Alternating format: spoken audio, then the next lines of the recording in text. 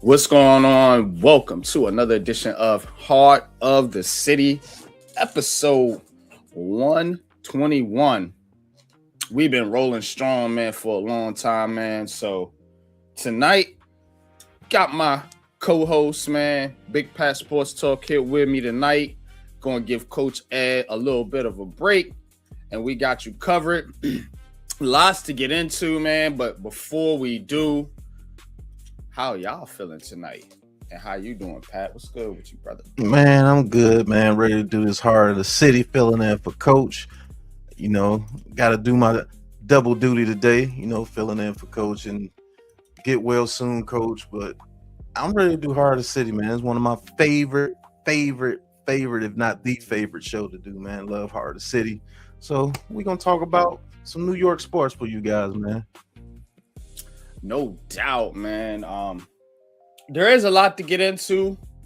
Before we do, hit that like button, hit that subscribe button, and let's hit the intro, man, and get it started right. It's Heart of the City, baby. All right. Yeah.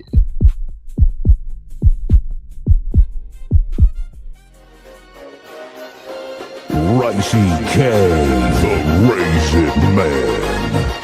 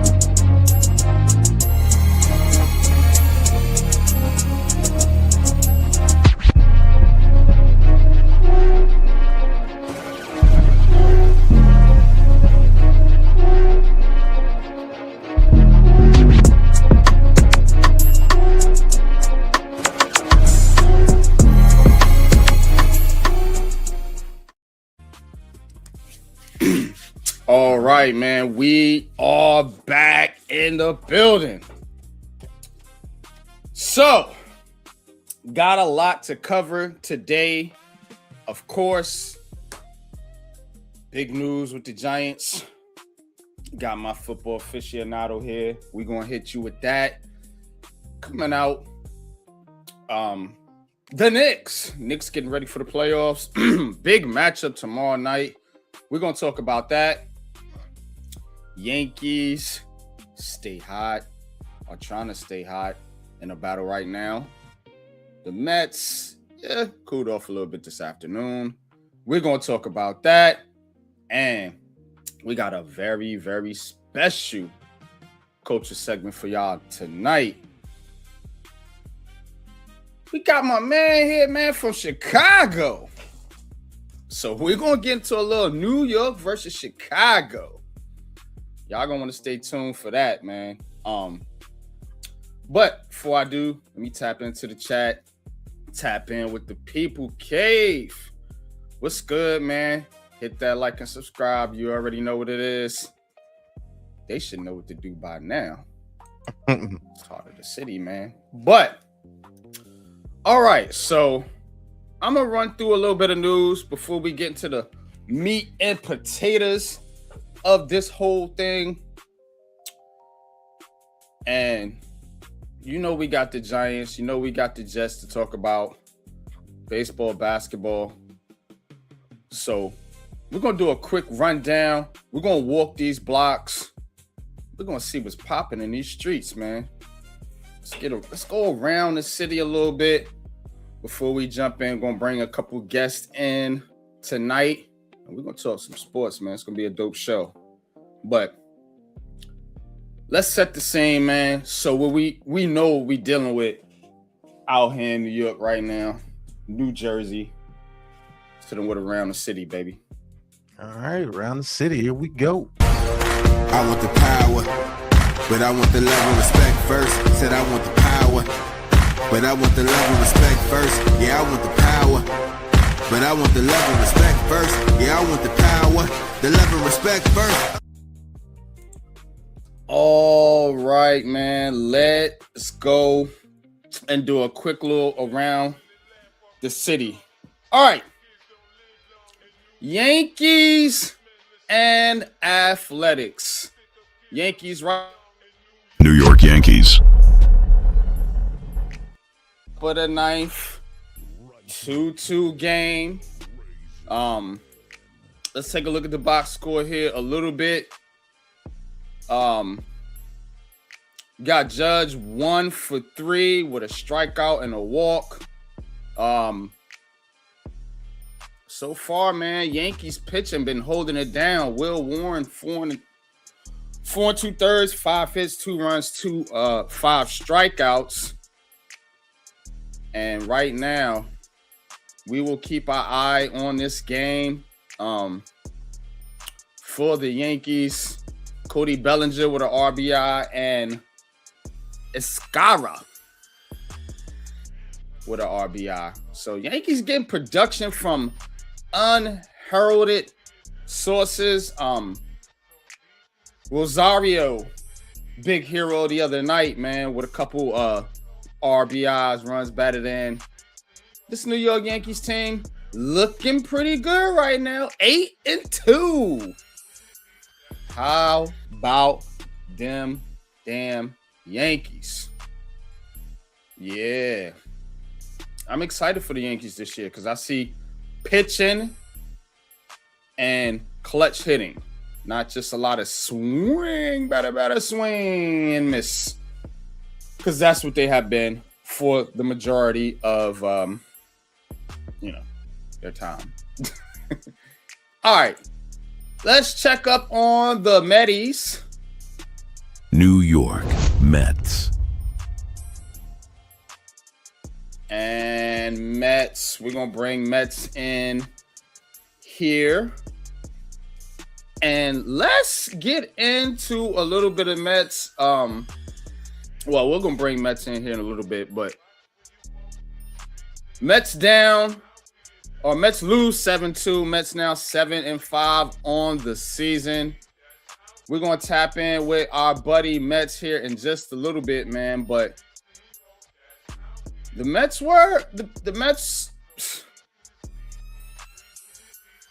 got to keep pace, man, in that NL. That's what I'm worried about right now. Because Dodgers, Phillies, I mean, you got teams over there, man, you got to deal with.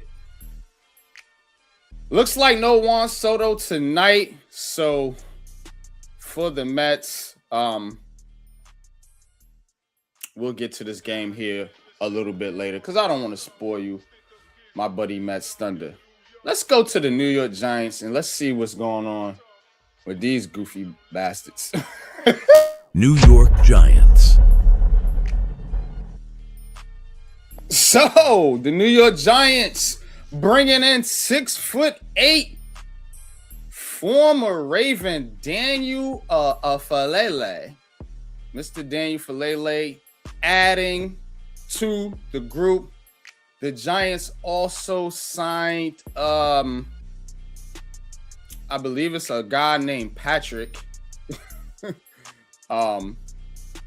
Lucas Patrick, I believe it is. So we'll see how this Giants offensive line turns out. Of course, we do have to think about the big news, which we're going to talk about here in a little bit, of big Dexter Lawrence axing out. He wants out of there. He wants to go somewhere where he can win some games and get some money. Well, we'll see how that turns out, man. We're going to get to that here in just a little bit later. But, man, Giants got to really do something about that offensive line. Let's see what's going on with the goddamn Jets. New York Jets. Okay, so the Jets thought to be leaning David Bailey over Arvell Reese is the reports. Look, man, however they get it, they need to get it. And what it is a pass rush, because they don't necessarily have a lot of guys that can do that right now. So David Bailey over Arvell Reese, that is going to be an interesting one. We're going to have to get into a little bit of New York Jets mock draft if we got time today. But if not, I'll be giving you a video here soon on Unpopular Opinion Sports. So this is one to keep your eye on, especially if you're a Giants fan or a fan of any other team, because the Jets is really where the draft starts. So we can't forget about the Jets, because everybody know where, man, who going 1. 2 is where this thing is going to get real interesting here down the stretch as we get closer to the draft. All right, basketball.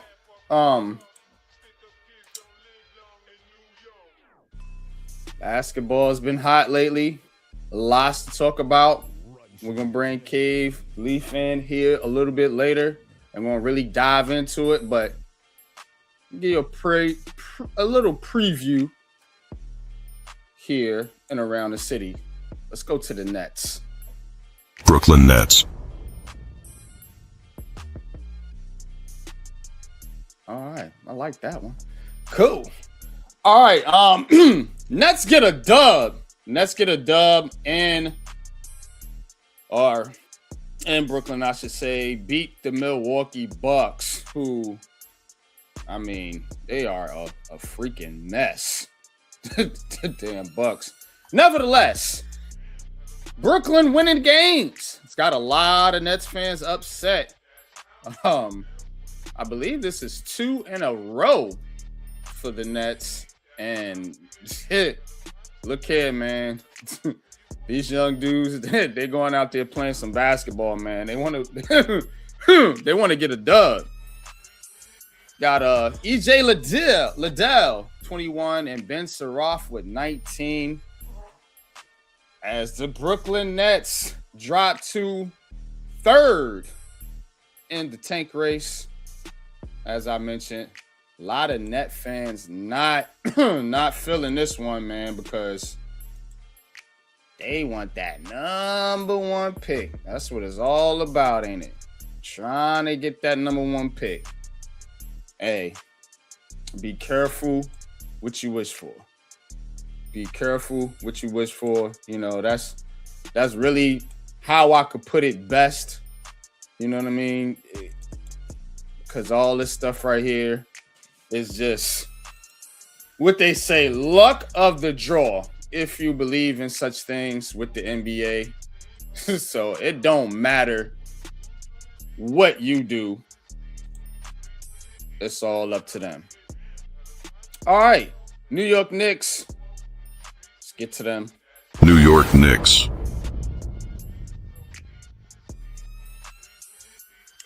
Knicks beat the Hawks 108-105. That was a big dub there for the Knicks. Jalen Brunson getting it going down the stretch as he usually does. Ends up with 30. Cat Towns 21. OG 22. And the Knicks get a hard-fought win down there in Atlanta. They needed that one. They got to try to keep some of these teams well, really mainly it is just the team behind them, that is the Hawks. Yeah, it is the Hawks. So they needed to get that one. Got the Cavs in there too. Well, it's the Cavs, Knicks, the Pistons, Celtics, Knicks, Cavs. So we're going to talk about that possible first round matchups here in just a little bit. I don't know why the NBA website don't pull up the standings like they supposed to, but anyway, nevertheless, we'll get into it here a little bit later.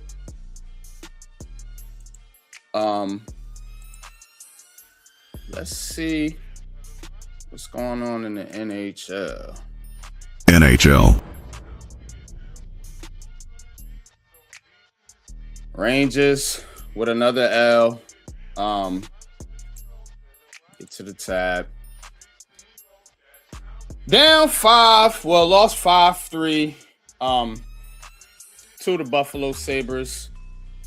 And it's bad over there. 33, 37, and 9 for the Rangers. They will not be qualifying for the NHL playoffs.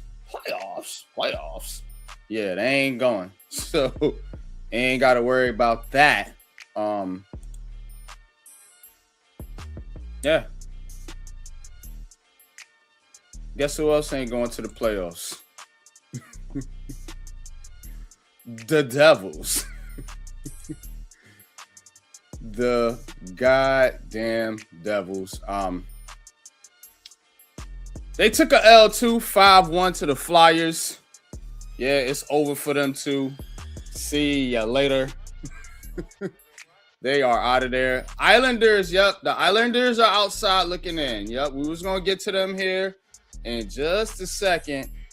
But yeah, the Islanders are the one team that's still fighting for their lives, their playoff lives here, as we'll share the standings here. As you see, Islanders right now fighting with the Capitals and Red Wings for those last couple spots. Islanders have lost 4 in a row. They are on a terrible slide as well. It's bad for New York hockey this year. It really is. As we check in, last game took the L to the Hurricanes. Carolina Hurricanes been a very good team in hockey, so I can't fault them for that. But it's you at least had hope for one of these teams to do something. God damn it, at least one, and we get a whole god dang on nothing burger from these suckers.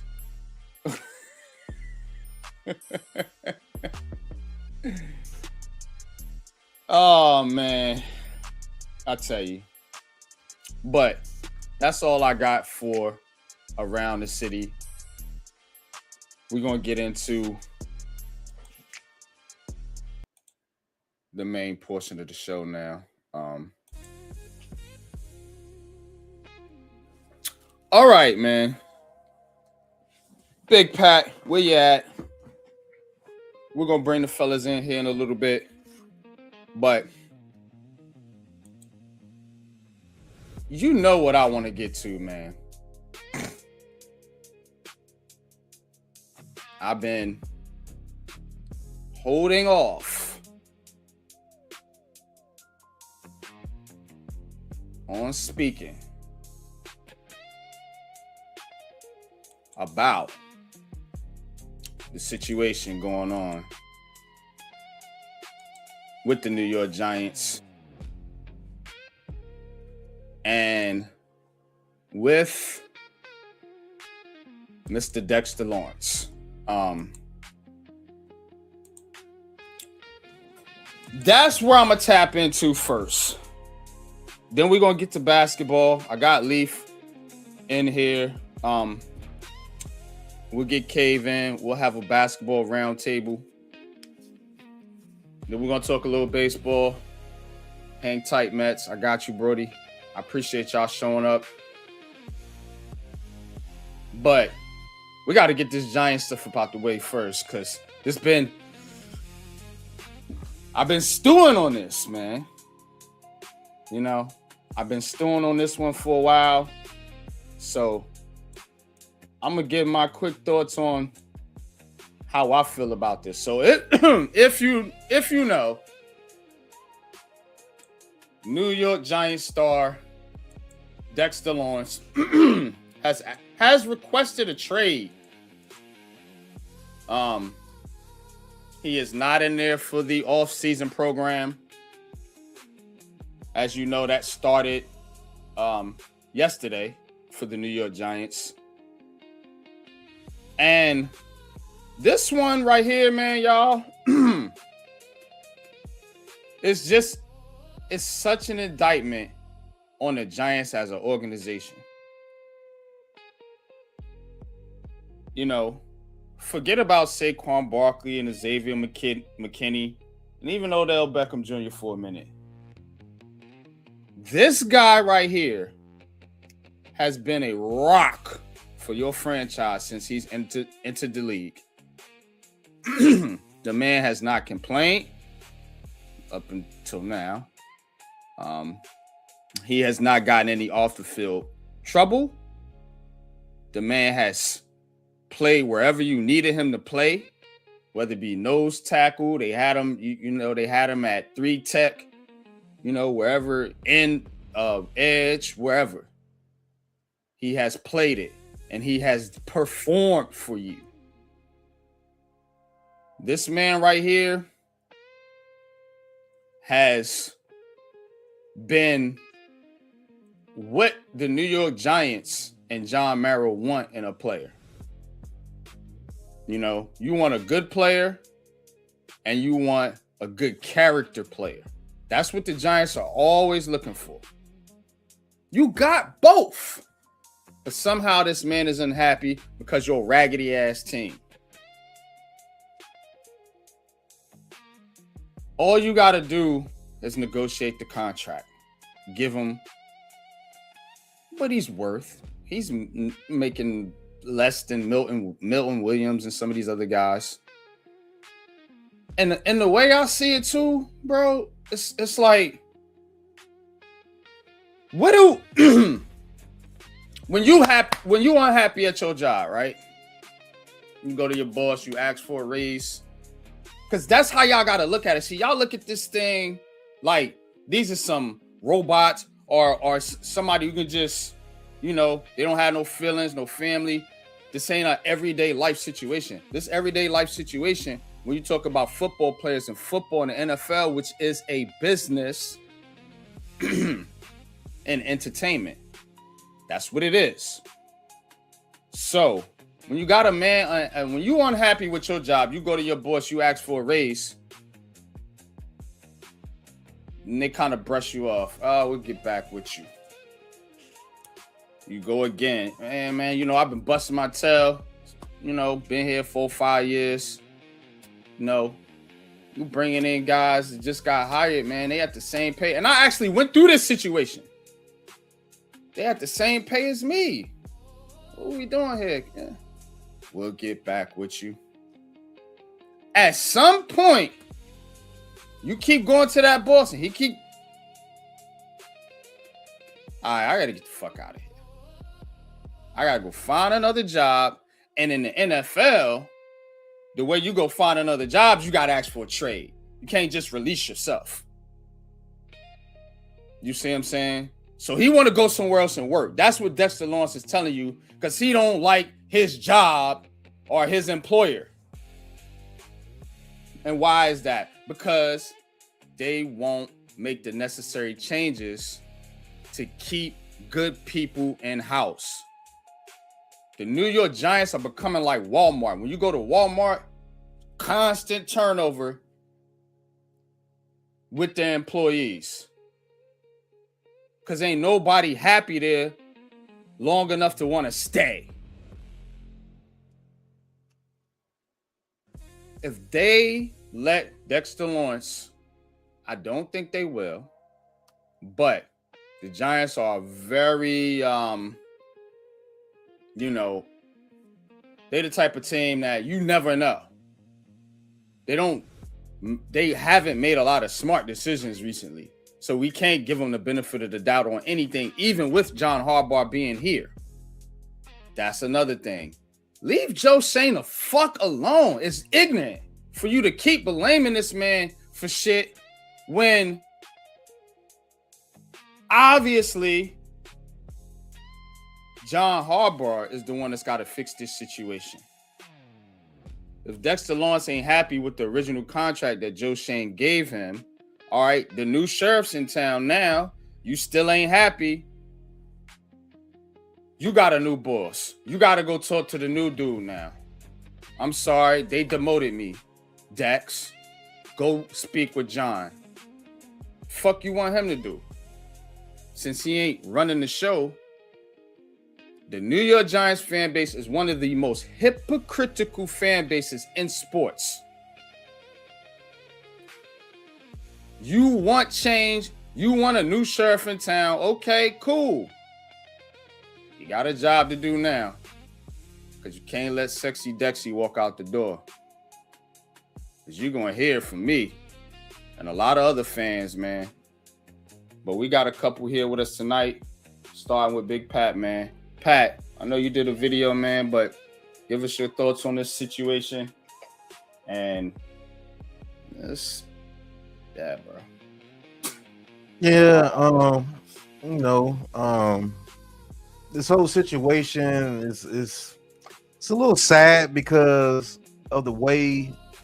I'm gonna be real. I'm gonna put on the people that are supposed to be put on. It's really this fan base and the talking heads that's in the building with the New York Giants. And I've been calling out Carl Banks since the beginning of this situation. And everybody, oh, Carl Banks never said that. When you say somebody in football is not respected, that's the lowest of the low. And people are not understanding that. He tried to come back and clear it up after Dexter Lawrence said what he said about him. But that's what the man said. He said the man was not respected. So that means they're not even paying attention to you on the field. Dexter Lawrence, all pro. You see what I'm saying? That's like you said at your job, man. You've been performing well for 2 straight years. And the 1 month you don't perform up to what you used to do, you're not respected. The man coming off major elbow surgery, had his first child. Couldn't get into the weight room and everything like he normally does during that off season, playing with a messed up elbow, and still was one of the most double team defensive tackles last year, and still one of the top people as far as getting rushes from the nose tackle position. So this dumb fan base, just because this guy put up 9 sacks before he got hurt in 2024, now you're judging him off sacks? A nose tackle? How many nose tackles you know got 100 sacks in the NFL? How many nose tackles you know have 50 sacks in the NFL? You know what a nose tackle's job is? The dirty work. The person that allowed, the nose tackle. He's going right there every freaking play, right there in the middle of the field, getting double teamed, getting grabbed, pulled, kick, punch. And if you look at the pressure list from the nose tackle position, there's Dexter Lawrence, and you got to go all the way down miles before the next nose tackle in pressures the past 3 years. All this production in 1 year where he has a little bit of an off year, where his whole team had an off year. Was it Dexter Lawrence's fault they was giving up touchdowns and points at the end of games? That was Dexter Lawrence's fault? That was Dexter Lawrence's fault when you see those linebackers not shooting the gap and making the tackles that they were supposed to, and the safeties not coming up filling gaps? That's Dexter Lawrence's fault? Let me guess, he's not respected, but he was still one of the most double-team defensive tackles all last year. With a banged-up elbow, let's just say he wasn't even motivated the way that he's normally motivated, because he's been trying to get a new contract. Because I told people that contract that he signed was going to be a steal. I knew it as soon as he signed it. But Dexter Lawrence, being the good Samaritan that he was, signed the contract early. He signed the contract 1 year too early, because Milton Williams the very next year gets $28 million. And Dexter Lawrence is only around 22 million. You don't expect that man to ask for more change? This is the best nose tackle in the game. The Giants fans, based off the dude can have 3 sacks one game and only get half the sack the next game, and he's trash. How you think Brian Burns had his best season of his career? How you think he had that? He's able to go one-on-one most of the time because you're too busy worried about Dexter Lawrence. So I don't think, like NYG, like you said, I don't think he will be traded. I just think this is a moniker of him trying to get his money. A lot of players do this every year.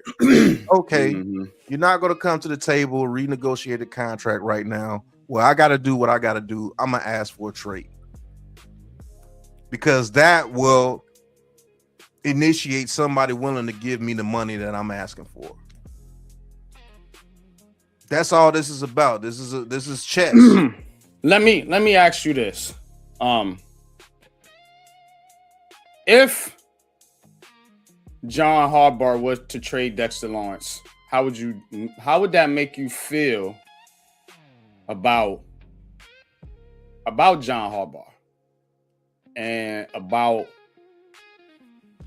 the Giants period? Because I want to come back to this. And, I've been posting a lot of stuff on Twitter. Y'all go follow me on Twitter. I'm over 500 followers. So give me a follow, man. Trying to get up to a stack to 1,000. And I'm going to go to one thing that I posted here because this is important when you're thinking about some of the things John Harbaugh has been talking about. And see, because a lot of people, and shout out to what's this guy's name right here? C-Note about Joe Shane too, because it's one of these things where they say they hate him. I'm so confused. It's shown back in power because a month ago, everyone said he was a glorified scout who holds no power, or is he only in power if something happens you don't agree with, so you don't have to admit maybe John Harbaugh doesn't align with everything you want. That's an absolute and fact. That is kind of where I'm coming at, bro. Because that's you know what? Absolute fact. NYG don't just... I'm not just type of person just, all right, you're John Harbaugh. Woo! Everything you do, I'm cool with. Yay! You cut Dexter Lawrence. Yeah, he's good. So that's where I'm coming at. That's where I'm coming from, bro. How would that make you feel about John Harbaugh? Let's listen real quick to what he said, just so you can get a little bit of context of what I'm talking about. I think the offensive line is like our team. It's a work in progress. The whole team is a work in progress still. We don't play until September. We have a lot of work to do, but the offensive line and defensive line, I think we talked about it right from day one. That's where games are won and lost. It's where it starts.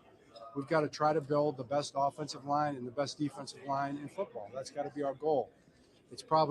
Maybe it's a one-year proposition. Maybe it's not. We're going to find out. We're going to sure try. We're going to try to be the best in football on both sides this year. But we've got work to do in there. We still have free agency available to us. We still have the draft. And we also have really good players already. Really good players that are going to play really well, that we're going to get ready to play really well. So very optimistic about both sides of the lines.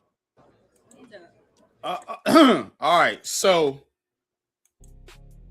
that was John Harbaugh. You heard what he said about the lines. So how would that make you feel if you just went out there and traded Dexter Lawrence? Forget about what they can get or whatever, because with draft picks, they're draft picks. They're wild cards. You could get a hit or you could get a dud. You just don't know. Dexter Lawrence, you know what he is. So to my question I posed to you, brother, how would that make you feel? It'll confuse me a whole lot because he just said he wanted to build one of the best defensive lines in football. So how do you do that? By getting rid of the best nose tackle in football? You know, one of the better run stuffers in the league in football, one of the better pass rushing nose tackles in football, one of the better players in football, voted on by his peers for multiple years. So, and usually Sino gets on my nerves, but Sino was absolutely correct on that one. Every time something that doesn't go right is immediately to Joe Shane, because you don't want to admit that maybe John Harbaugh's views are not aligning to what you view. And me personally, I have to take a sit back and watch approach with both sides of the line. I know this question is about Dexter Lawrence, but I don't want to get off track. But he said he wanted to build both the offensive line and defensive line to be one of the best in football. So this is what's happened so far. You've re-signed Evan Neal. You've re-signed Joshua Zudu. You signed Lucas Patrick. You signed Daniel Falele. And you're talking about trading Dexter Lawrence. That's 5. Now, out of those 5 moves, do you see anything that says we're going to be the best in football on either side of the line? What? Come on now. So it's either that he has more faith in Daniel Falele and Evan Neal and Joshua Zulu than we do as fans, because I do believe Evan Neal could be a good run blocker, but his pass blocking, he's going to have to work on it. But they say he's been working his ass off, so, and I'm seeing what he's been doing, so who knows? If you can get something out of Evan Neal, that's a plus. Falele, I don't know what he sees in this guy, but he likes him. So you may see Falele here. But the icing on the cake is the trading of Dexter Lawrence, if that does happen. They said something about the 49ers, you get a 2nd rounder and a 4th rounder and Brandon Ayuk. That's decent. But if Quentin Williams could get 2 first rounders, you can't get 1 first rounder for Dexter Lawrence? Yeah. And if it ain't, if the conversation don't start with a 1st round pick, I'm hanging up the fucking phone. That's a fact. It's got to start there. And a whole lot more.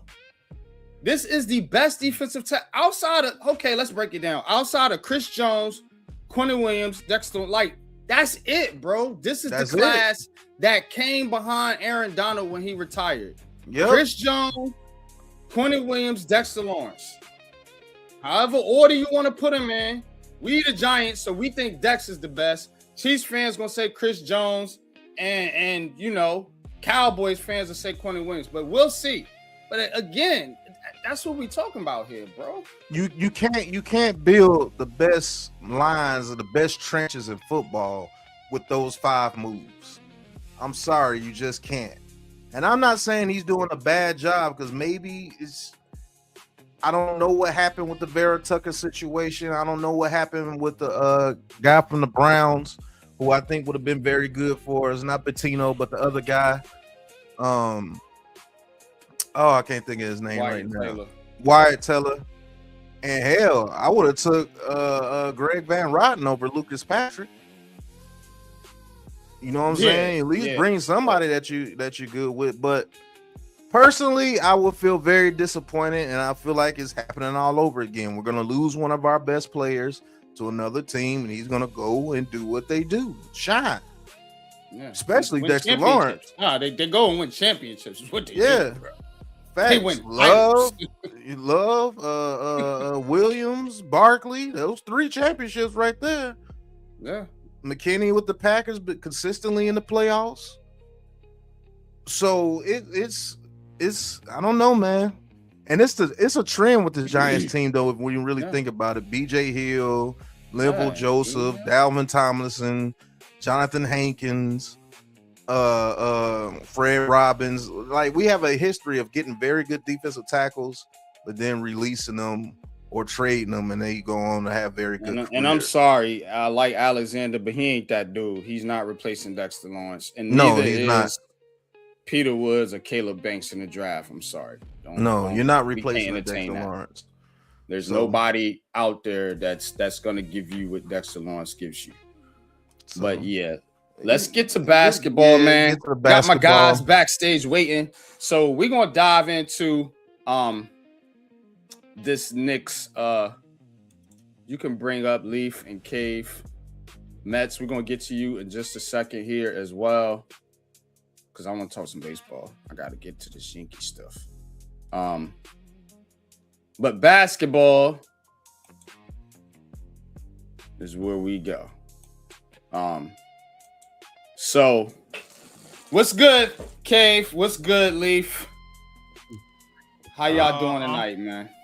I'm straight, man. I had to break in some new Nets gear hat and new hats plural because I got a bunch of them for some family. I just yesterday I just celebrated 38 years on this earth. Oh man, happy born, bro. Happy birthday. Yeah, definitely. Yeah. Happy birthday, bro. Happy birthday. I'm 38 too. So Your ass ain't 38.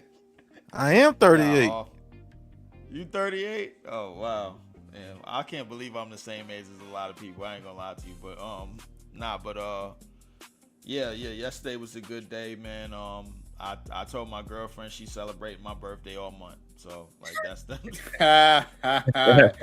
Yeah, I already know what that means, but Like pop. Bang, bang, bang, bang, bang, bang. I had to get her with that one. She thought she was celebrating the day. Nah, we're celebrating this all month. Yeah. But yeah, so Knicks get a dub the other night against the Hawks. And my thing here is with the Knicks, you see them sitting at 3 right now, projected to play either the Raptors or the Hawks, potentially the Magic. But we'll see how them final couple spots play out.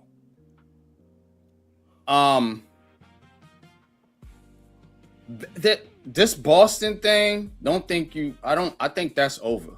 Yeah, that's over with. They blew that. So you really thinking about the Cavs here. You either 3 or you 4, pretty much where you at. My question to you is, to Knicks fans, we can start with Cave. Big game against the Celtics coming up tomorrow. We'll have that one on ABSN, Aboriginal Sports Network. But check it though, man. If you're the Knicks, who do you want to avoid in that first round? Because at Atlanta, Toronto, you beat up on Toronto. I don't know if you want to play the Magic, but Cave, talk to me, man. Like, what's going on with this Knicks team? They at least got to get out this first round, because if you get lose in the first round of the playoffs, oh my God, it's gonna be some fireworks. Yeah, fireworks, man. But yeah, first round depends on who we play. Like I said, if it's Atlanta or if it's the Toronto Raptors, I feel good about either one of those teams. Now, Atlanta's the one. Feel good about Atlanta? I'm about to say, They look pretty tough, boy. No, they are a pretty tough team. They're playing a lot different now without Trae Young and stuff like that. But I still feel good against Atlanta and stuff like that. It's going to be a closer series than people would think, though. Because the problem is Atlanta can score. That's the one thing they can score.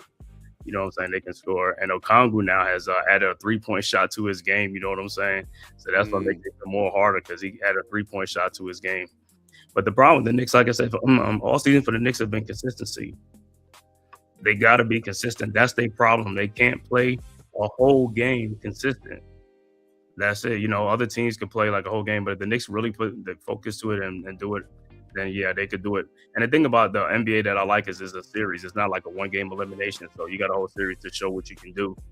So there's no excuses. Especially if you like you healthy.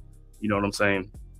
Compared to like if you was missing a lot of players or injuries or stuff like that. But yeah, and then you can make adjustments and things like that. So in a series compared to like playing like a one game.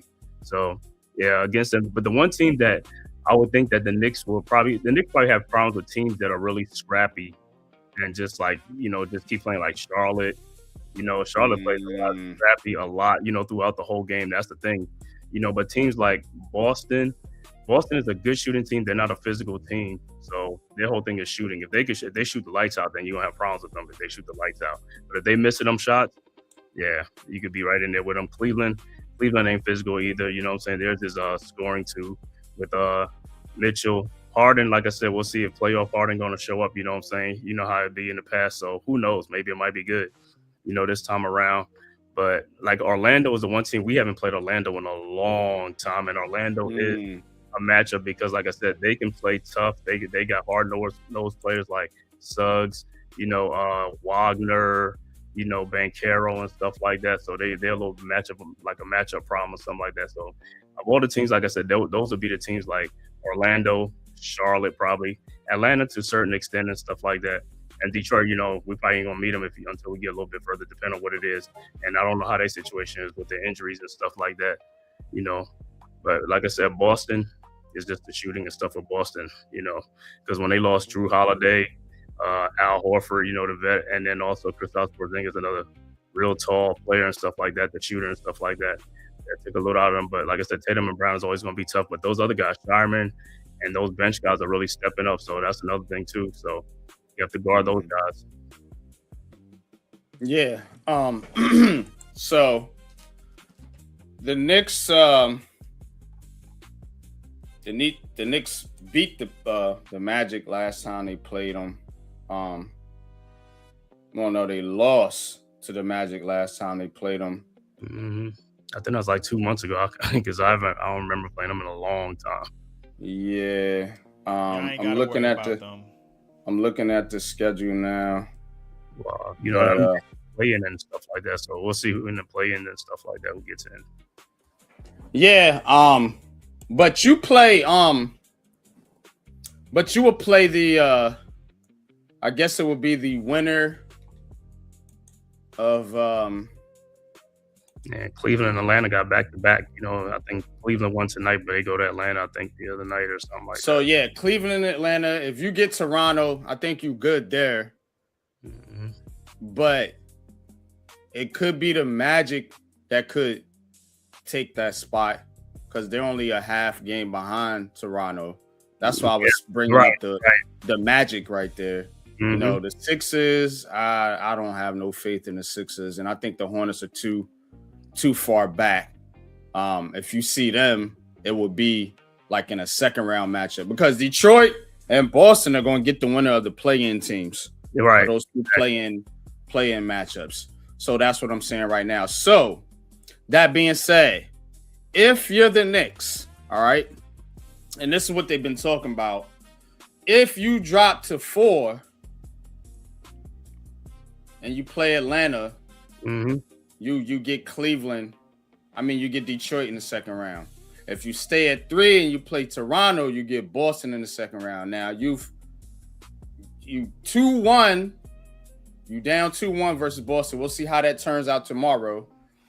And with Detroit, you haven't beat them this year. So and it hasn't been close. So that's why I'm kind of like, all right. Either way. Like, who do you feel better about? Detroit, Boston. I feel like the Knicks should win that first round matchup. I do. Like, honestly, if you can't beat Toronto, somebody in that organization need to be smacked. Yeah. I feel like that. Go ahead. Too, You chime in, bro. Go ahead. I don't think Toronto, Atlanta, Orlando, or Cleveland can compete. As stupid as the Knicks have been playing. Cleveland? Really? No, I don't. They got James Harden. They got James. That's all you need to know. I get it, man, but I'm not. They won 50 games, bro. Like they won 60 games last year, and we saw what happened to them. They got James Harden, bro. I'm not doing this. I'm not. Listen, you can argue with anybody else you want to argue with. We're not gonna do that. They got James Harden. If I'm the Knicks, I'd rather play Boston. They beat them last year. They did beat Detroit last year, but this Detroit, the Detroit team that they beat last year is not the same as this year. Clearly ain't. So I would at least wait for Detroit to bite one of them injury bugs, because Cade been in and out of the lineup. So I mean, the Knicks still got a good chance to make it out of the East. The problem is they championship hopes ain't shit. It really sucks, because it is what it is. As bad you as can't beat none of them teams in the West. Like as bad as they playing, the Spurs, like they ain't beating none. They ain't beat none of them this year, have they? Not the Spurs. I think they beat You Denver beat the Spurs. Yeah, I did think you did beat the Spurs. They beat Denver. I think they beat the Spurs. Real good. OKC was the only team we have problem with. OKC and probably Houston, I think. But we'll see if we see them in the series and stuff like that. But Denver's a good team, but for some reason we match up good with Denver because, like I said, they play. I like Denver, man. Denver, all right, bro. The Denver matchup is because Cat is not scared to attack Joker. Yeah. That's the real thing in that. I think the thing with that is because Denver is a slower paced team. That's the problem. When the Knicks play slower paced teams, they have good luck with them. But when they play those teams that's fast and just like that's when they have problems with those type of guys. Right. That's the problems that they have. So if I'm the Knicks, I play Boston because even though the Boston Celtics they did win a championship, my thing still stands with them. They got two Scottie Pippins. They got two dudes that will probably blow the dope when it all matters. We seen it last year. They blew two 18-point leads. Right, 20-point leads, right. At home, and then on their way to Jason Tatum limping his way off the court with Achilles. So realistically, y'all shouldn't fear nothing that the Celtics is playing. No, we don't. Anything, the only team that has stomped a mud hole in y'all ass this season is Detroit. Y'all can't do nothing with them. Stay away from them by all costs. If y'all see them and Cade is healthy, God help y'all.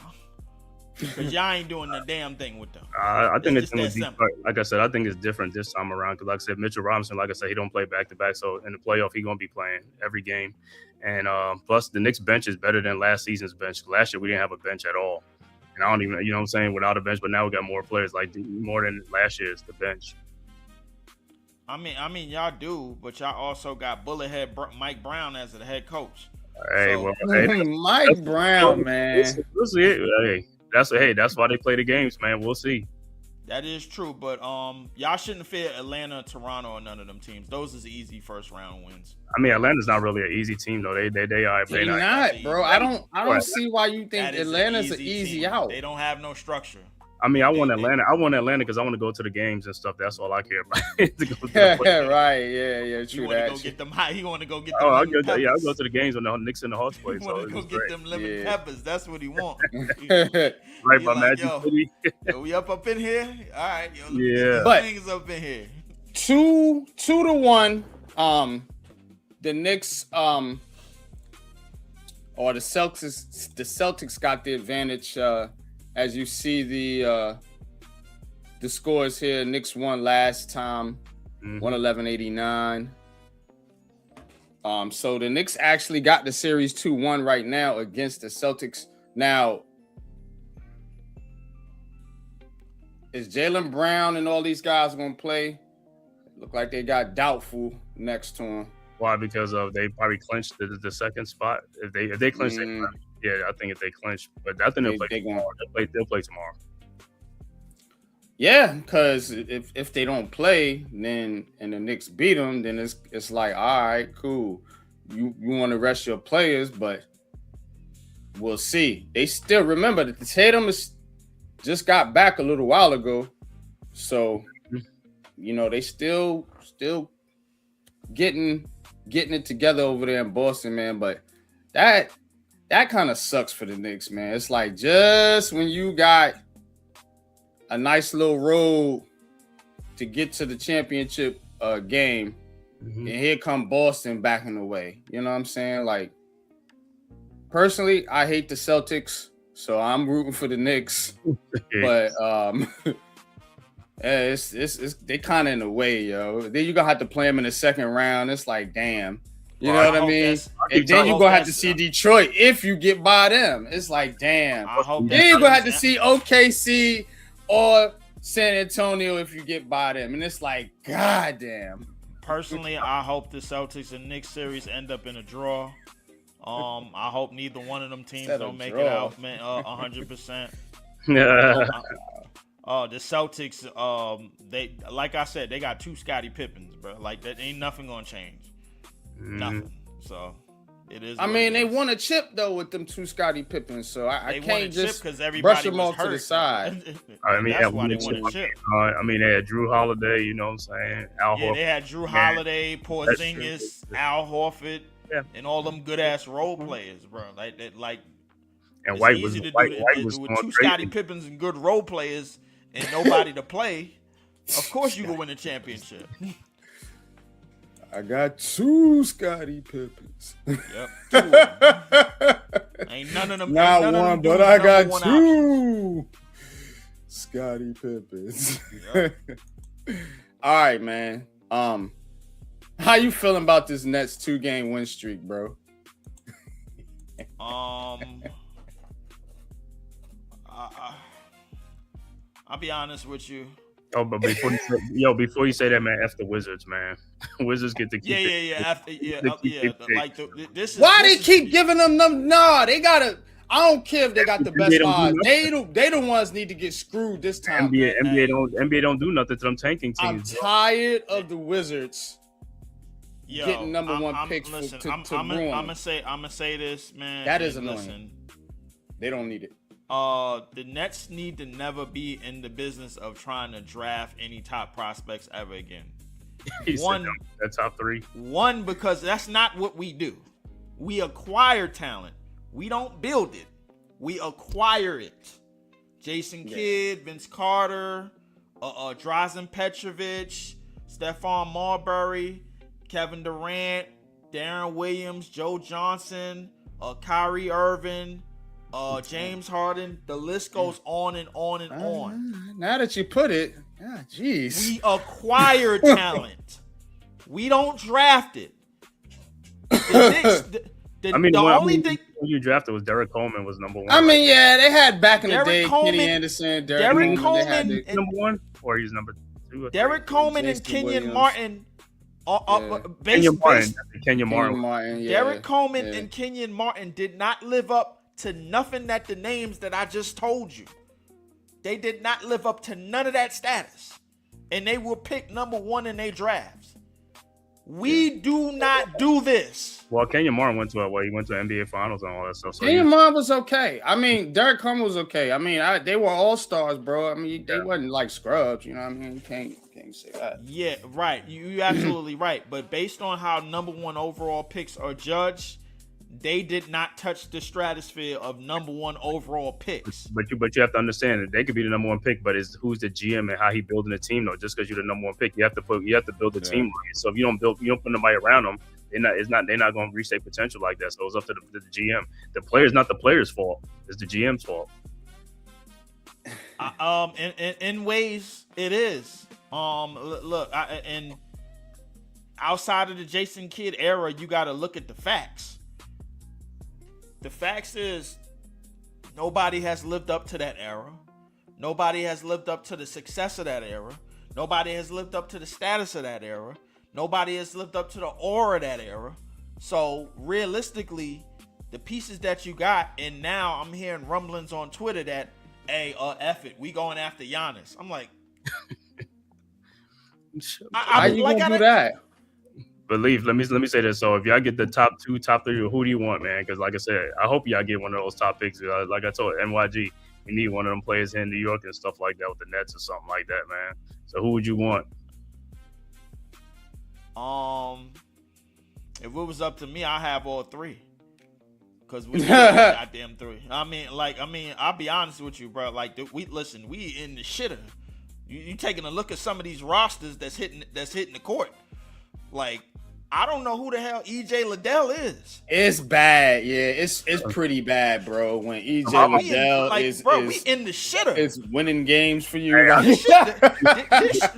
you got to Cave. start somewhere, though. I mean, bad, you got to bro. start somewhere. Which one of these Yeah, guys? I know we got to start somewhere, but Cave, we looking like the '90s Clippers. I know, but what I'm saying is, who's the player in the draft that you think be the cornerstone to set the franchise up for success and then build from there? One of these top. I like Caleb Wilson. Yeah, I love Caleb Wilson, man. There you go. That's the I guy. like him. The reason why I like him is because he's not somebody that you got to draw up plays for. He's just gonna run. He's just gonna be active, be everywhere. Get to on the defense end, block shots, get in the pass lane, play in the open court. Like, he's not a guy that you got to run anything for. You could just let him go. You know what I'm saying? I feel like Boozer comes from Duke, and what Duke is, they teach sets, they teach X's and O's and structure. You know, AJ DeBonsa, the thing is, he's good. AJ DeBonsa, as good as he is, I feel like a lot of the defensive assignments is going to be focused on him the second that he comes in, because he's going number one. He's going number one. So, like, when you a number one pick, now all the focus is on you. Teams ain't going to take that long to figure you out, what you like to do, what you don't like to do, this, that, and the third. So, you're going to have to adjust your game quickly. Cooper Flagg going to find that out next year. How you feel about A-Cuff? That's another play I love, bro. I love it. You don't like A-Cuff? Darius A-Cuff is already in the NBA. You see you see him almost every game. I know. You see Brunson. You see all of these little itty bitty guards. They're like he's like 6 what? He's 6. He like 6'2", 6'3", bro. Like, listen, Darius A-Cuff is already in the NBA. Like, there's no. The one thing I know about the NBA is defenses are not going to get hit with the same foolery more than once. They're not. The next version that Steph Curry that shows up, they're going to be ready for it. But that's the thing, though. There's no defense in the NBA. the NBA is an open gym. It's a rec league. It's an open gym. They play better defense in college than in the NBA. The NBA don't play no defense. No, they just hold the. Why do they score 140 points? Why they score 140 points? They just shooting. Cave, bro. No, the thing is, the reason why the scores are so low in college. I'm over scoring in the 90s. The reason why the reason why the scores are so low in the 90s is because they holding the ball for 23 seconds in college. They listen to the coach. No, we talking about the NBA. I mean, I'm talking about the NBA. They're scoring 150 points. Like I said, guys are just wide open. All you gotta do is make shots in the NBA. That's basically what it is. It ain't no lockdown in the NBA. You sure? You tell OKC that. Listen, let me say this. Like I said, how many people you see taking charges? How many people you see doing all that type of stuff, playing like great defense?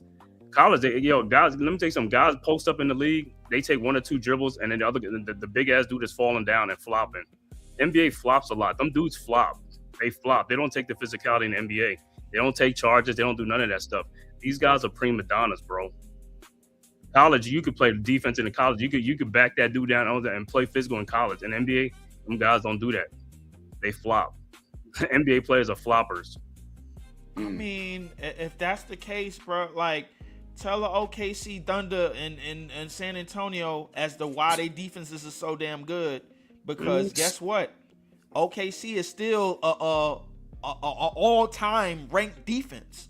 They were that last year. I don't know about that. They were. They defense is not going ranked in on the top NBA defenses, bro. I swear to God, they are. That's today's NBA. If they was playing in the 90s, they would get rocked. They was playing in the 90s, bro. There was more physicality in the 90s. Today's is Fugazi. It's Fugazi basketball, bro. Leaf. I mean, how would you feel if the Nets draft Darius A-Cuff 4th overall in the 2026 NBA draft? That's what I want to know. It depends on who's left, because if Caleb Wilson is still on the board and we draft A-Cuff, they're gonna all be gone. 1, 2, 3. That's what I'm saying. If the Nets get 4th, this is why I'm saying this right now. This is why I brought this topic up. They won 2 games in a row, right? Okay. So now they're 3rd. A half a game ahead of Utah. Oh, boy. And Sacramento. Oh, boy. So if you dip down into one of those 4th, 5th-ish spots, you looking at Darius A-Cuff, brother. Caleb Wilson and them ain't going to be there. I guarantee you. I'm going. You know what? I agree with A you. Cuff or but Peterson? That's probably who you looking I'll at. probably go with Peterson. I think Peterson is I think he's ready. I think he's ready for the NBA game already. I think a lot of what he can do already adjusts to where the point guard position is going. I think A Cuff is where the point guard position used to be. You know what I'm saying? Like it's just in terms of the stature and just in terms of play style. Like I think A Cuff, he gonna come in the league and dudes already gonna know what he gonna do.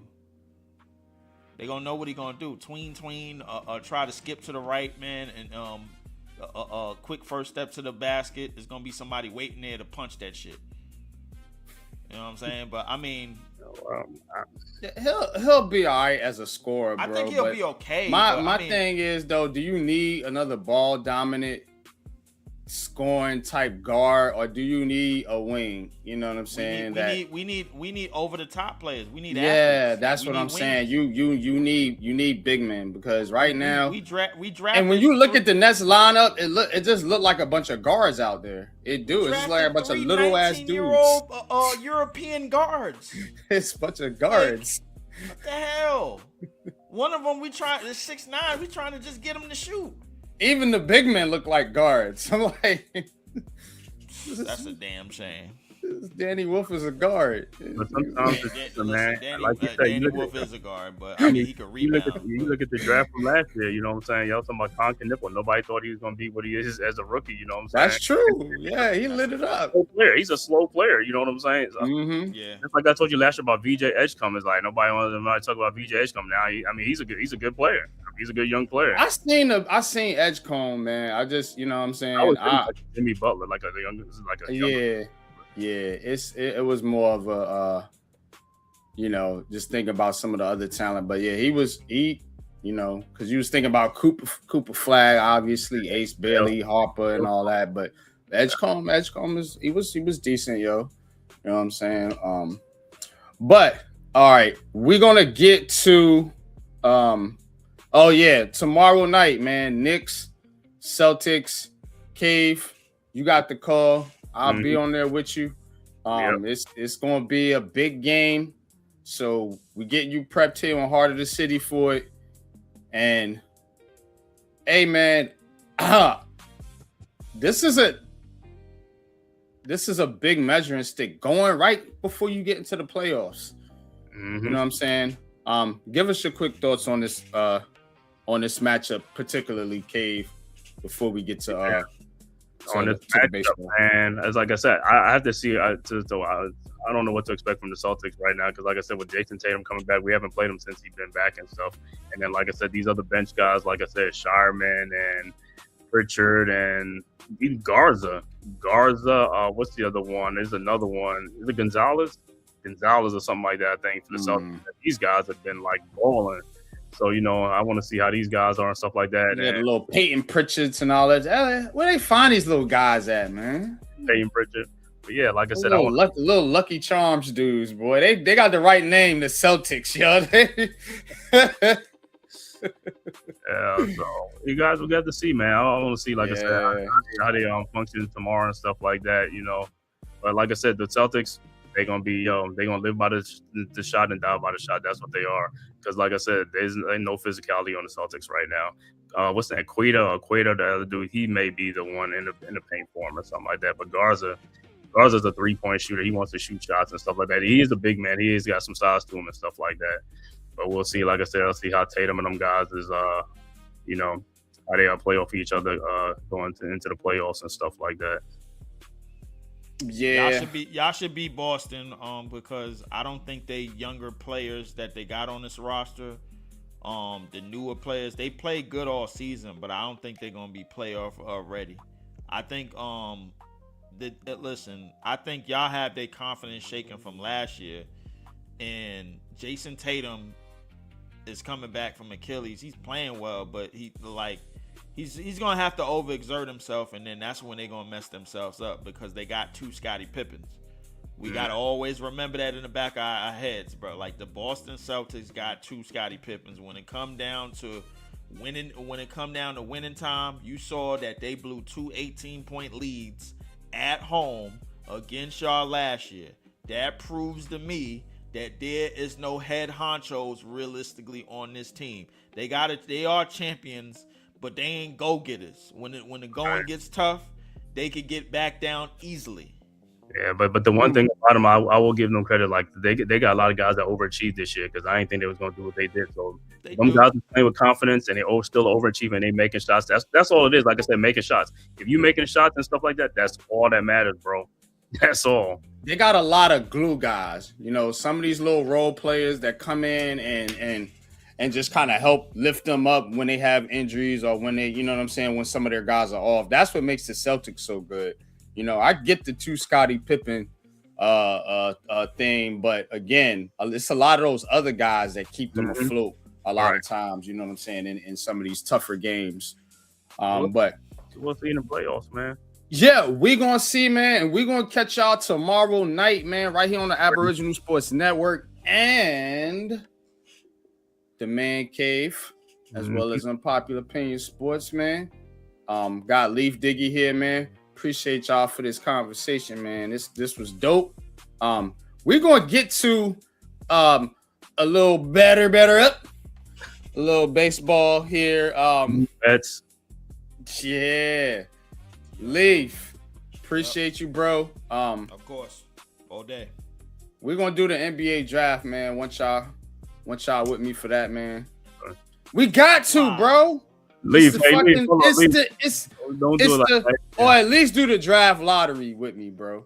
Because again, lottery last year. I gotta see your face. I gotta see your face when that shit flip over. Hold up. And the joint say Brooklyn Nets got the 7th pick. Leaf cut it off. I gotta see your reaction to that shit. I cut that shit off last year. I'm not doing I know. That's how I'm not doing this. No, y'all not gonna put me. No, that's what's not gonna happen.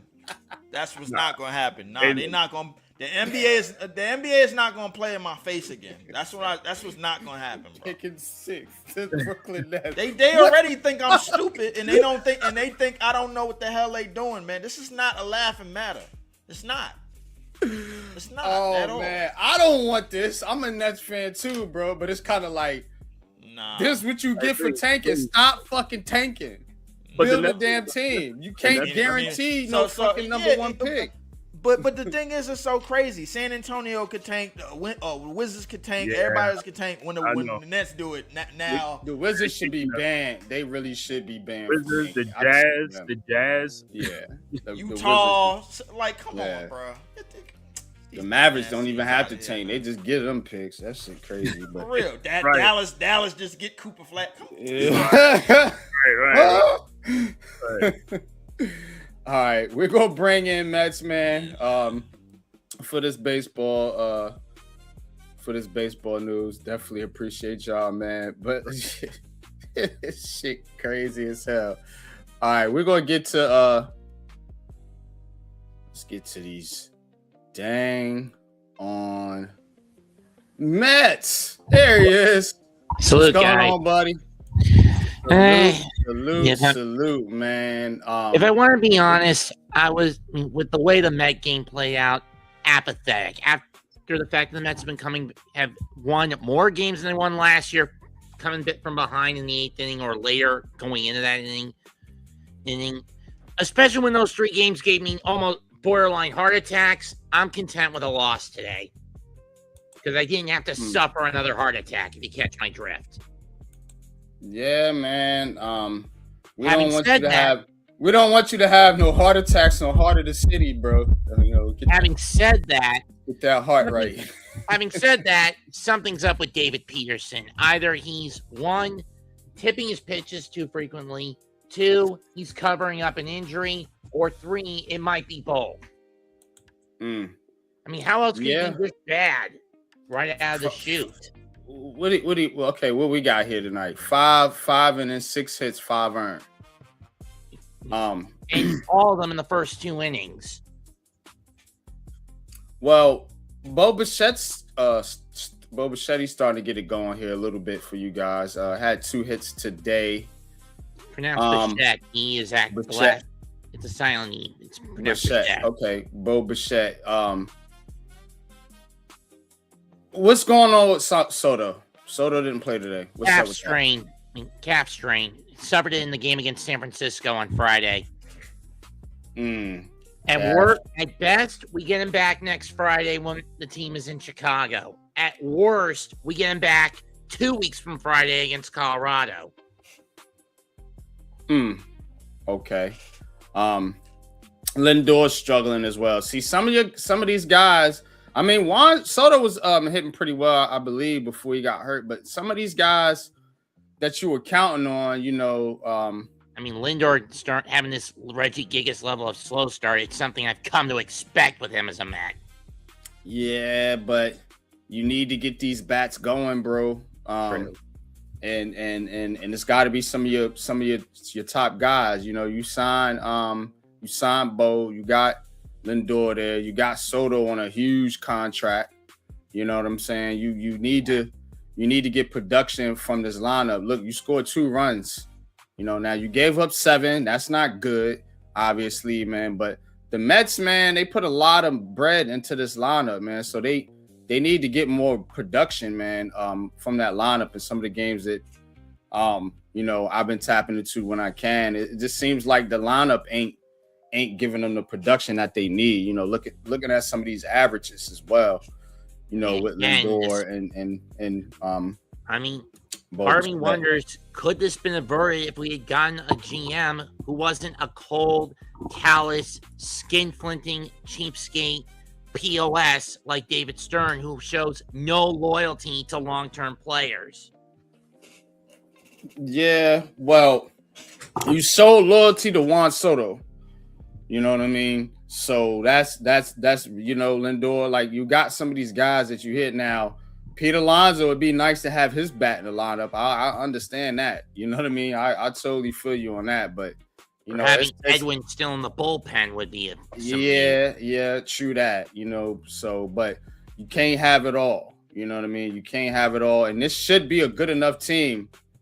They got World Series aspirations. They should be a good enough team to get through that with what they got. You know what I mean?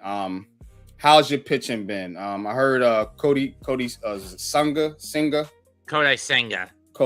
Senga. He's been playing pretty well. What do you think about the pitching? I know you talked about Peterson, but what about some of the other guys? Holmes has been doing better than I would have expected. McLean up to par with what I expect, except here's the main problem. My biggest issue is with Mendoza's open tendency to give the starting rotation pitchers the hook before they can get out of the 6th inning in most cases. I mean, lone exception so far was Clay Holmes going 7 last Saturday in San Francisco in that shutout. Yeah. So and this is the thing you don't want to do with your pitching core.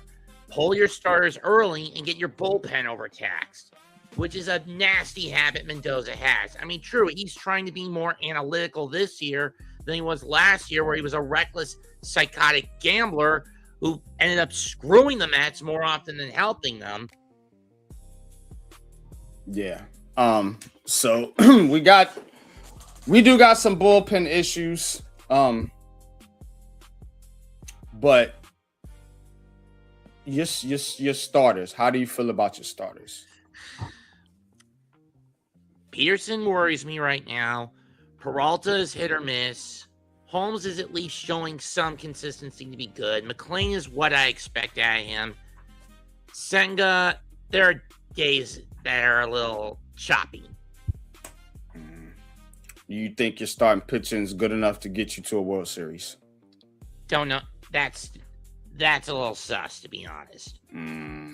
Yeah, I am not overconfident like I was last year at this time. This time, I have basically got Mendoza and Stearns under the gun. I've said all year they're under the gun, and if they screw it up, I'm cocking the hammer, and bang, they're fired. All right. Talk a little Yankees with me, man, before I let you go. Yankees lost tonight. They took a L as well, 3-2 to the Athletics. I mean, bad enough that this past Sunday you guys had a 4-1 lead over Miami and screwed that pooch too. Yeah, that was not good. But it'll be 8-3 now overall for the Yankees. Kind of what you expect with them at this point in the season. Yeah, you can't win them all, and they've looked pretty good so far. So I ain't gonna kill them for this one. They beat the Athletics last night, so 1-1 now. Led by Rosario. Rosario, yup, he was the hero last night. And with the Yankees, Judge getting it going here a little bit now. Had a hit and a walk today. So Bellinger's been good. Ben Rice has been on fire. Stanton has been on fire. And you get what you get from some of the other guys. But, that middle of the lineup, man, for the Yankees, if they are on, it's going to be tough cookies. That's for sure. For some of this pitching, bro. Because Here's Judge, Bellinger, Ben Rice, Stanton, and then Chisholm can get in there too when he's hot. That's tough. But here's the thing with the Yankees. With them, it boils down to one question. Can they keep their momentum going post All-Star break? The last couple of years, 3 of the last 4 years, they usually fall off the cliff during the All-Star break, or at least begin to taper off at best. Yeah. Well, what it is, Mets, it's injuries. True. You know what I'm saying? Because the Danbury Sports was good. Shout out to the chat, man. I appreciate y'all, man. Apartment Gamer, what's good with you, man? Appreciate you tapping in. Look, what it is, Mets, it's the injuries. So right now they're relatively healthy outside of the pitching in Cole and what's my Rodon, and Smith. But I think when it gets to like June, July, August, you start seeing Stanton, Judge, Bellinger. Like you start seeing all these guys, these 30 and up guys start to get banged up because it's a long season.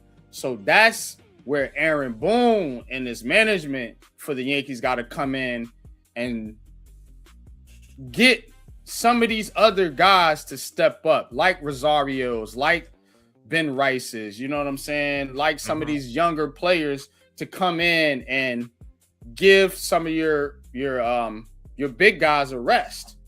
True. And you don't get that big drop off. Because when Judge is out, it is rough. Right. I mean, we saw all that. We saw how rough it could get back in 2023. Yeah. So that's the challenge for the Yankees is getting over the injuries. I think when this team is healthy, they're as good as any team in baseball, including the Dodgers. But they gotta be healthy, and then they gotta get there. And getting there to the World Series with a fully healthy team is tough to do. And then there's also Boone needing to avoid going too analytical and shooting himself in the foot if they get that far, like they did 2 years ago. Yeah, they gotta realize that they need to change their approach a little bit, as far as the analytics. When the lead pitches in, when the lead hitters in. Sometimes you see them take guys out and pitch around certain guys, and it's like, what are you doing? But it's that sheet telling them that AI telling them, hey, nah, this is right. Or putting pitchers in their worst, in situations where they're at their worst. Yeah, man.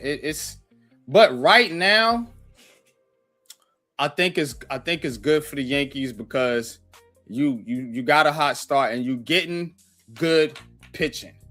You getting good pitching from was it Schitler? Cam Schitler. Schitler. It's not Schitler. It's Schitler. Shit.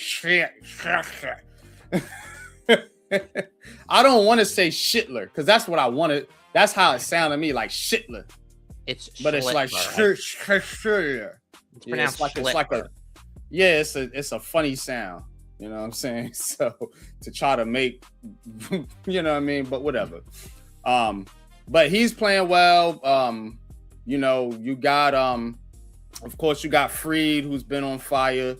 You know, you got Will Warren. You got some of these other guys, and that is what's been the good thing, because once they get Cole back and Rodon and really get this starting pitching together, then like you said, your starters can give you some good innings, so you're not overtaxing that bullpen.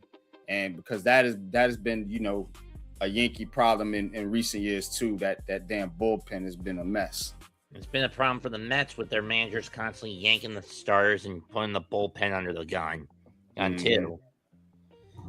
Yeah, no doubt, man. But appreciate you tapping in, bro. We're gonna catch you on the next one for our baseball segment. This was dope. Hey, man, when the Mets play the Yankees, man, we need to call that one. I need to try to call that with you. May 16th through 18th. Want to collaborate on the 17th? Because that's probably the only game I'll be able to pick up out of the three.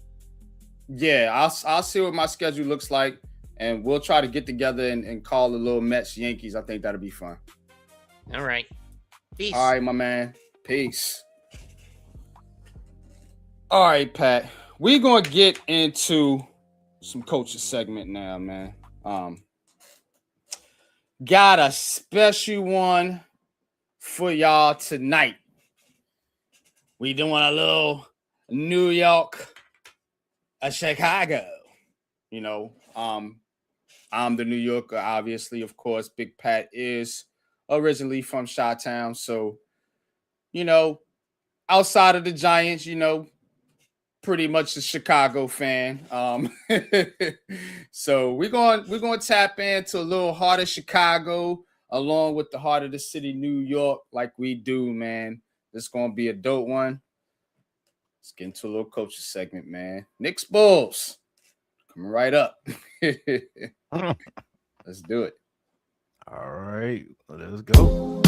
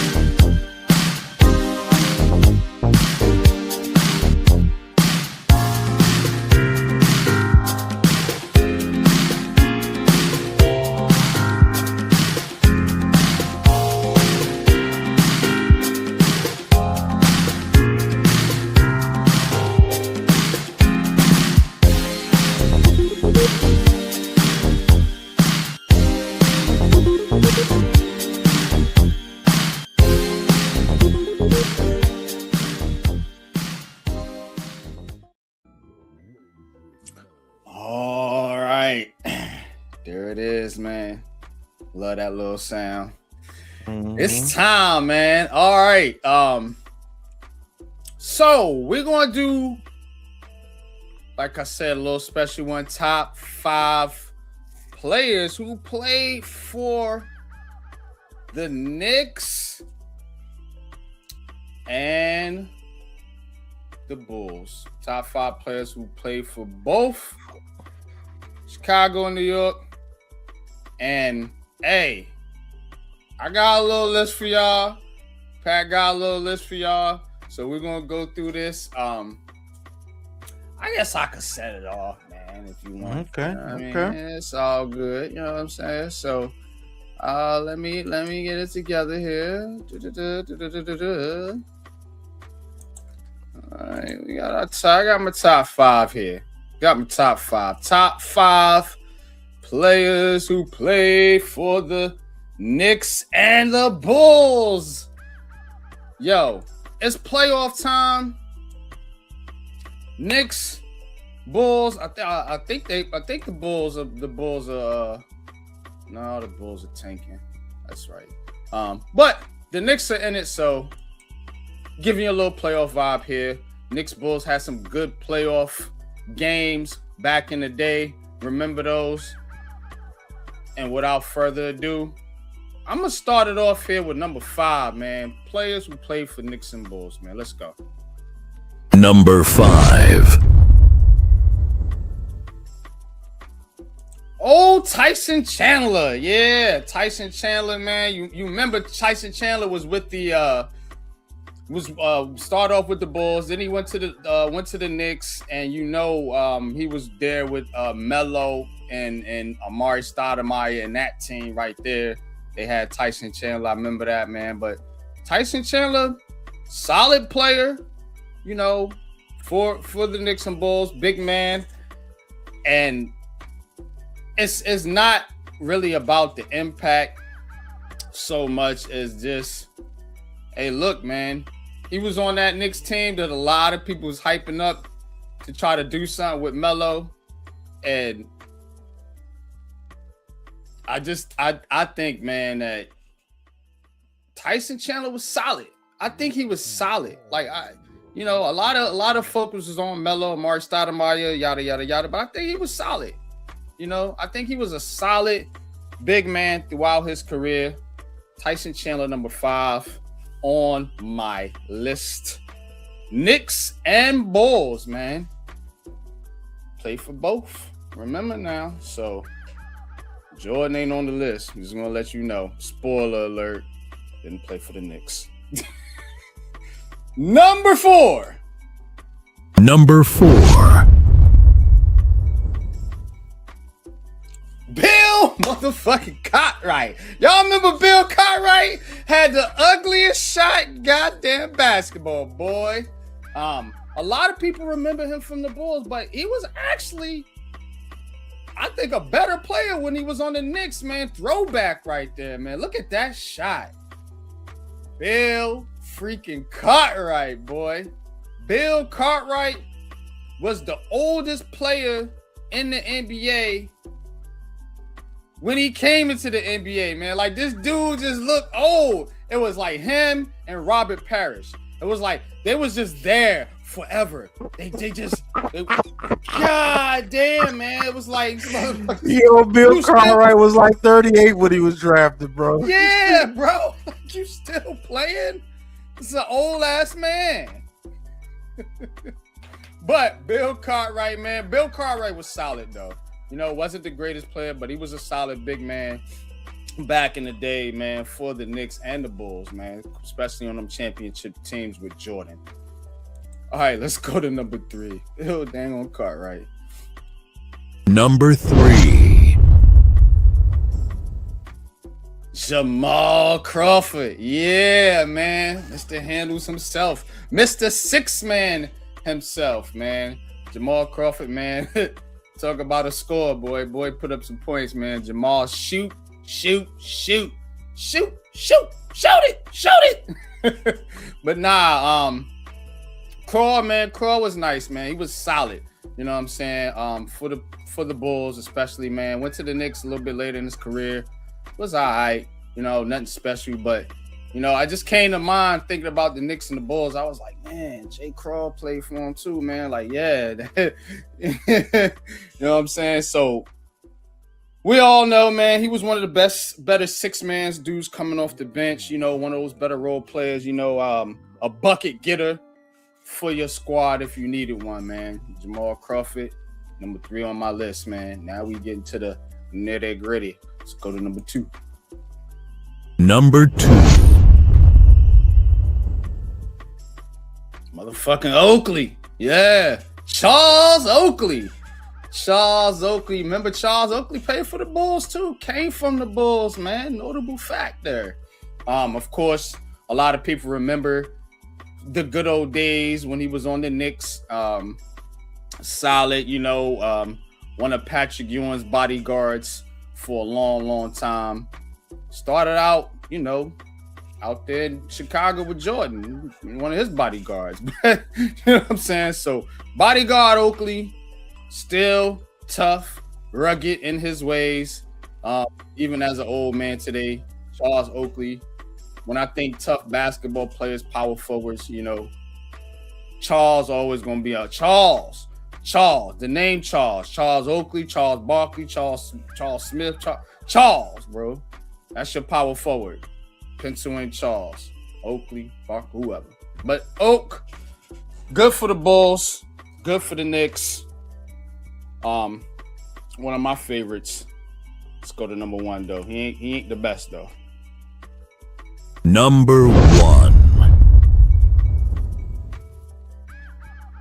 Yeah, this one's quite obvious. D Rose. I don't know why my picture cut off right there, but whatever. Derrick Rose played for the Knicks, played for the Bulls. He was an MVP for the Bulls, and then even in this later picture on the Knicks coming off the bench, man, dude was balling. Like, no bullshit. He was balling. Derrick Rose, my number 1 player for the Knicks and the Bulls, because I think he was good on both teams, honestly, man. And when you got an MVP, a former MVP, even though he was in the twilight of his career, I mean, injuries ruined Derrick Rose, man. Derrick Rose would have been one of the greats, for real.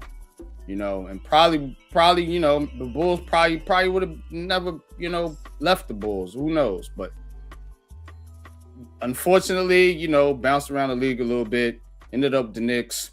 But make no bones about it, man. This dude was a very, very good player when he first got into the league.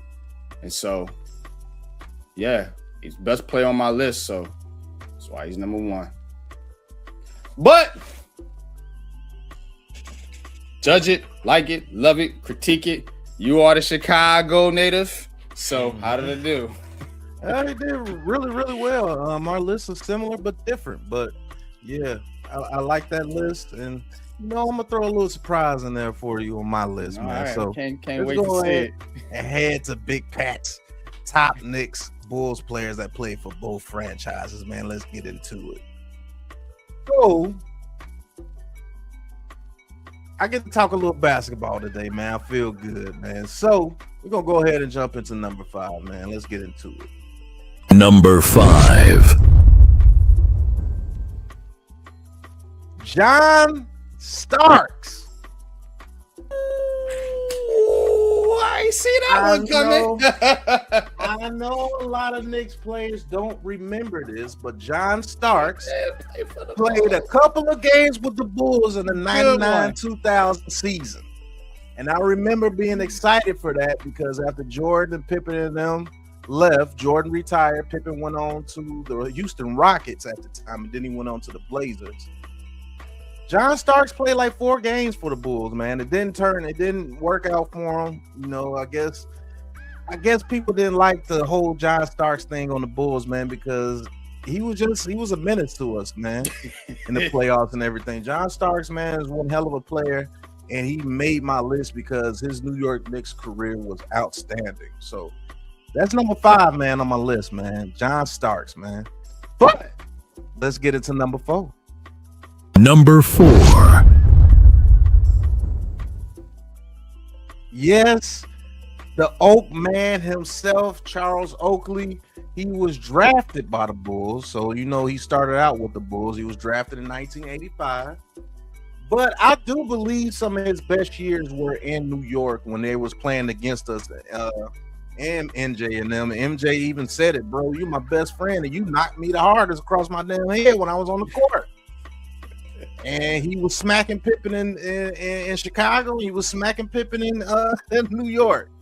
Charles Oakley, one of the original enforcers when it comes to the NBA. Loved those years when the Knicks and Bulls were battling each other, man. Those were absolute battles back in the day. But the Oak man himself, man, Charles Oakley, loved him as a player. Actually a really good dude, too. Just don't talk shit to him.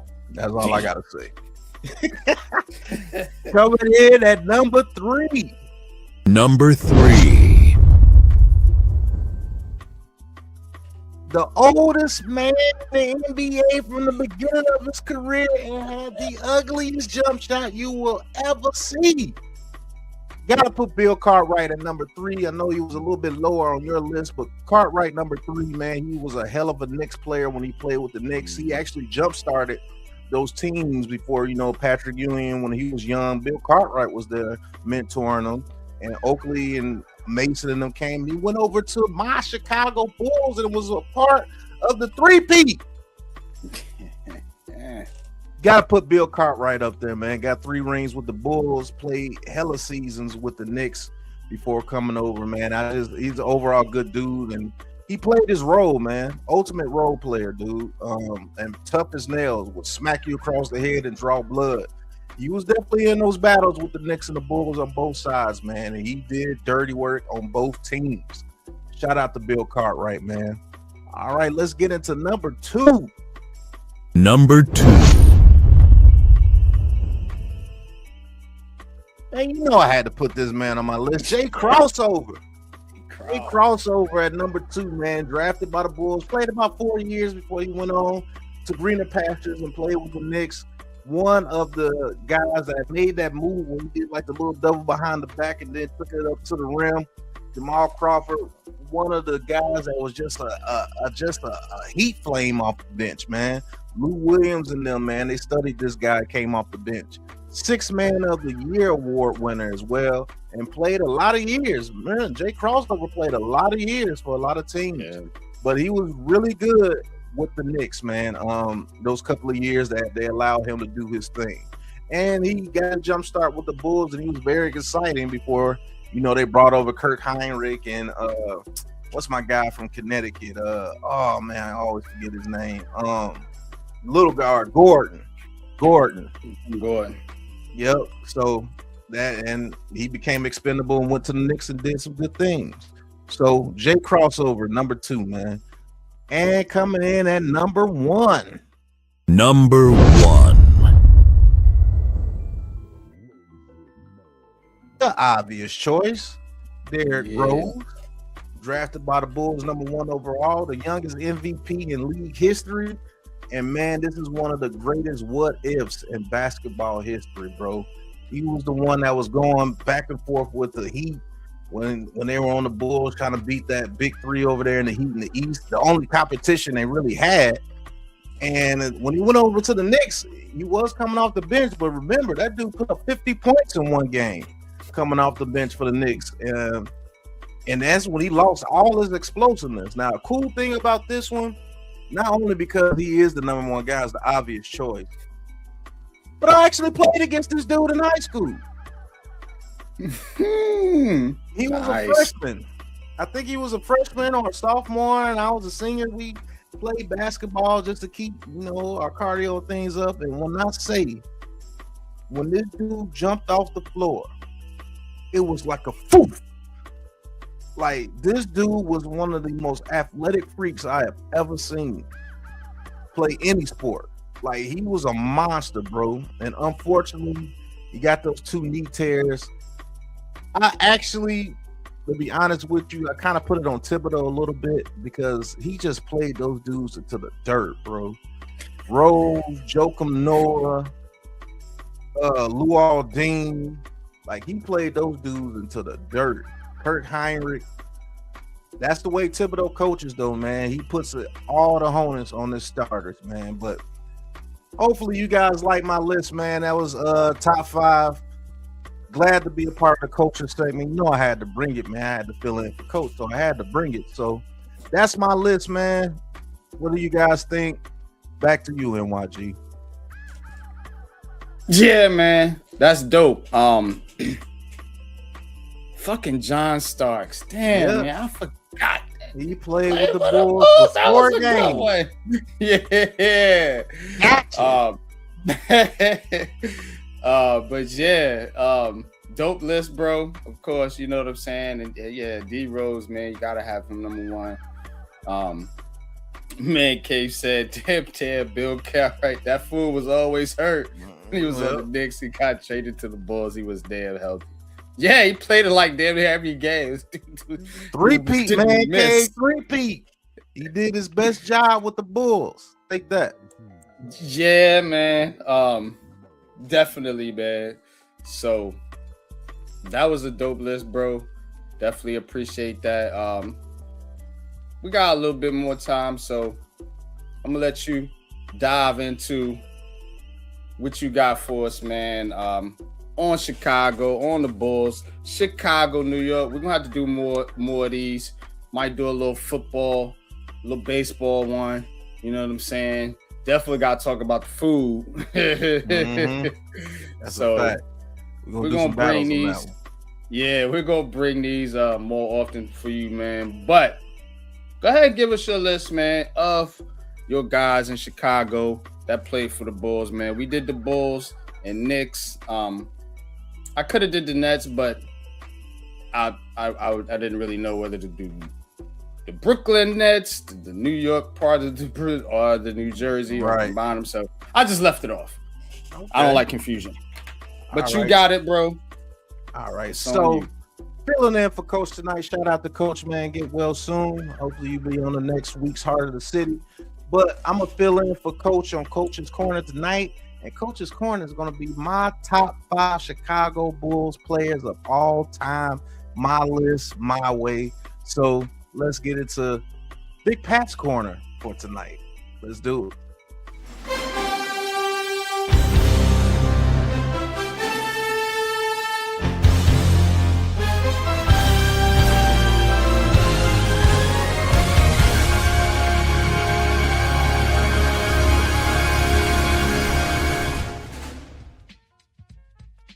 So, filling in for Coach, man, I'm going to be giving my top 5 Chicago Bulls of all time.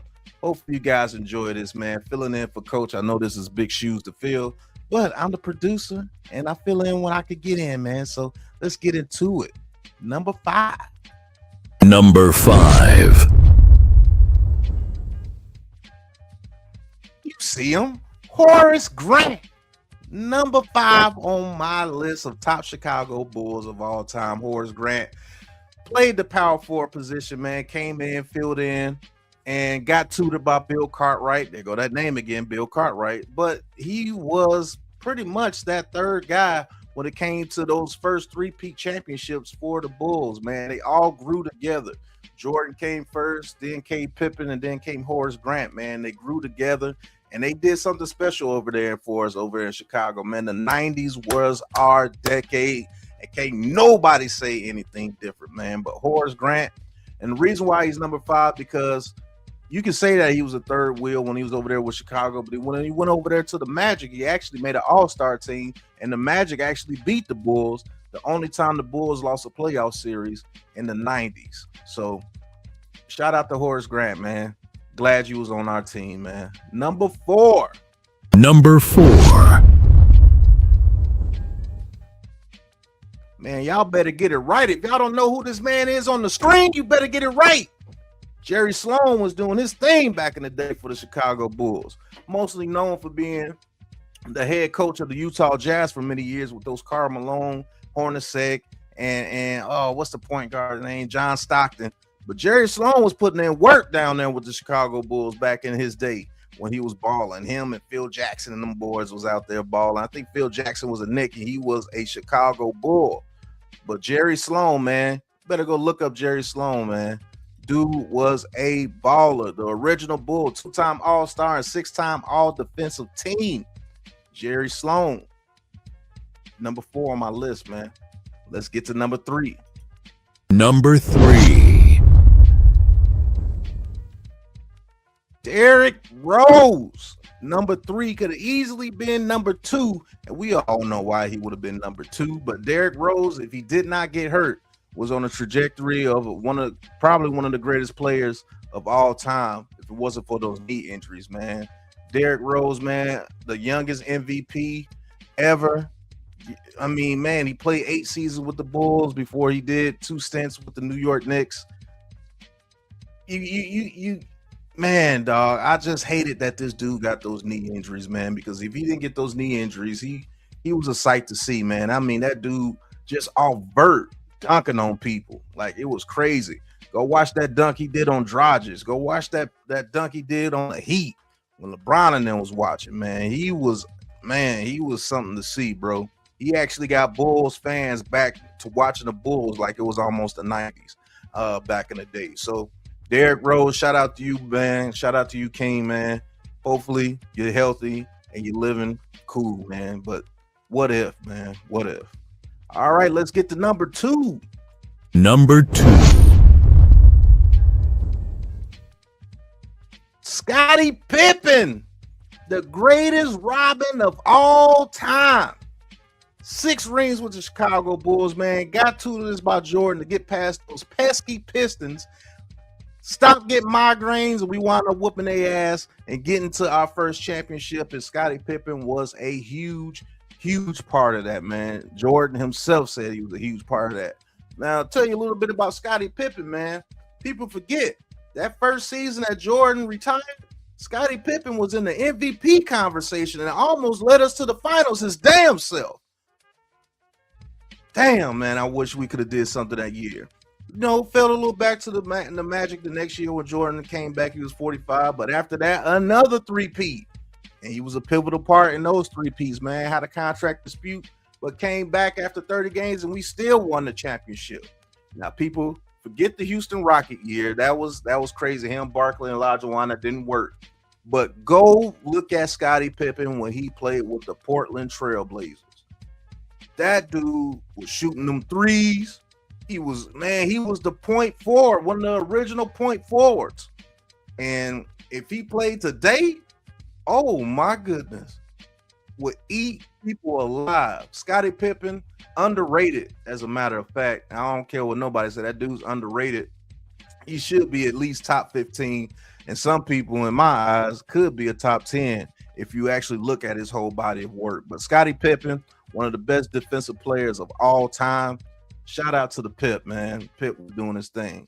And you know who number 1 is, but let's give him some theatrics. Number 1. The GOAT himself, Michael Jeffrey Jordan. Just look at the picture, man. All that stuff behind him is his accomplishments. Not to add to all defensive teams, not to add to 5 MVPs, not to add to 6 finals MVPs, not to add one of the top scorers of all time, not the best selling basketball player of all time. Everybody still wears this man's shoes. That's how great he was. And he made basketball in the 90s for sure. And part of the 80s, but that was still Magic Bird, Isaiah Thomas. You still got to give them guys their flavor. But everybody wants to make fun of him for those couple of years with the Wizards. But believe it or not, he had the Wizards in playoff contention. And if he didn't get hurt that first year, they would have been in the playoffs with who? Kwame Brown, Haywood, a young Rip Hamilton. Who else? He's playing with people like Christian Laettner and Blatch and all those guys, and he was still a force. He was giving business to people like Vince Carter and Tracy McGrady and Paul Pierce. He was giving them work, putting up 40 points a game at one point with the Wizards. So the best of all time, the best Bull of all time, but I think one of the best players of all time. Is up to your discretion, man. But yeah, I didn't put Orlando Woolrich and Bob Love on there, man, Cave. Is because Horace Grant, when he did lead the Bulls, he still had a very good career, and he got 3 rings with the Bulls. He was a very pivotal part to that. That's why I didn't put Bob Love, but Bob Love was definitely right after Horace Grant, bro. And you know your basketball, man, because Woolrich was a monster too, but I had to put Horace Grant there. So that is my top 5 players for the Chicago Bulls, my all-time list, man. Y'all let me know what y'all think, man. Shout out to NYG and Coach, man. Thank you, NYG, for letting me do this on Big Pat's Corner, filling in for Coach tonight. So let's get back to the show.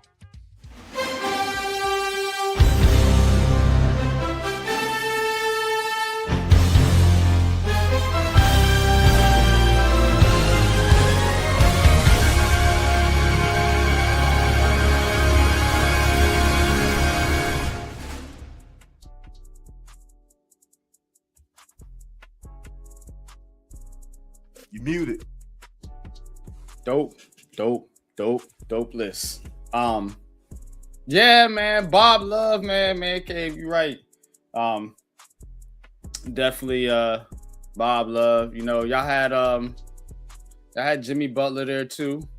Very good player. Tony Kukoc. A lot of people forget about Tony Kukoc. Very underrated. He stepped in. He was Pippen's Robin when Jordan left, when Pippen took over that team. So people sleep on Tony Kukoc. One of the first Euro dudes that was in there, man. You know, like 6'11" dudes shooting 3-pointers. I was like, what the fuck? Like, he's knocking them shits down. Man, that's one of the first dudes, like, European players that I seen that was big like that. Like, you know what I'm saying? Because he was before Dirk Nowitzki got there and that was shooting threes. I was like, God damn, this dude, he was hitting them from, I remember he used to hit them shits from the corner. Bang! Croatian sensation. That's what they call him, man. The Croatian sensation.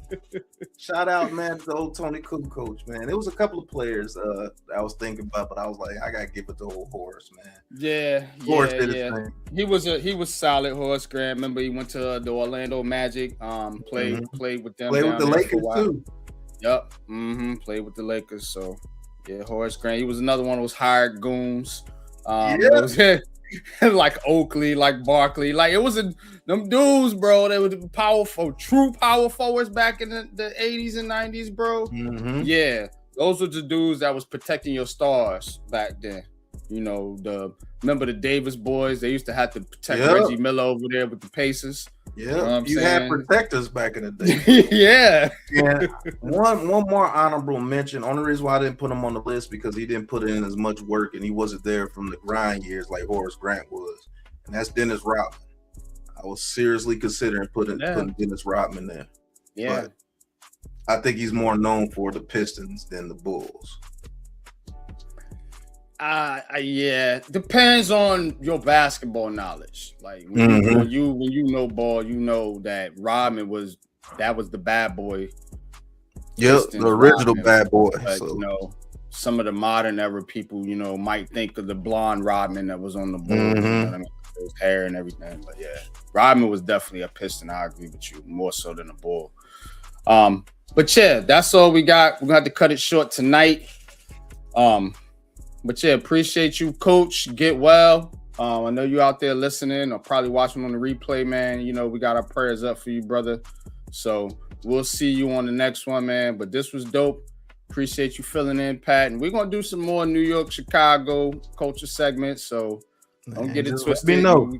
We're going to get Coach in here. You know, I know Coach, you know, he go way back. So that's way back. He the one that would have had Bob Love on there. Hell yeah. You know he would have had Bob Love. You guys forgot about Bob Love. Right. But yeah, that's all we got for you for tonight, man. So you already know what to do, man. Take us out, man. We gotta get all right. out here. Appreciate y'all, man. This has been Heart of the City with your host, NYG22. Talking about New York sports teams. We are out of here, man. Thank you guys. And man, stay tuned for the next Heart of the City next week. Same time, same place, same culture aspect, man. This show is so dope. Proud to be a part of it. But to the next episode, peace. Peace.